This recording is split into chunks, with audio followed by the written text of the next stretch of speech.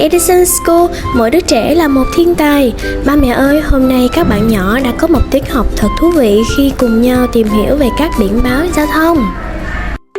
Thông qua những hình ảnh trực quan và sinh động, các con được làm quen với những biển báo quen thuộc như biển dừng lại, biển cấm, biển dành cho người đi bộ.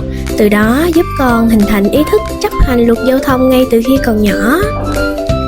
Tiết học không chỉ giúp các con nhận biết biển báo mà còn rèn luyện khả năng quan sát, ghi nhớ và phản xạ khi tham gia giao thông cùng ba mẹ. Nhà trường luôn chú trọng lồng ghép các bài học kỹ năng sống vào chương trình học để mỗi ngày đến trường, các con không chỉ vui mà còn học được nhiều điều bổ ích. Hy vọng rằng từ những bài học nhỏ hôm nay, các con sẽ dần hình thành thói quen tốt, biết bảo vệ bản thân và trở thành những công dân có ý thức trong tương lai.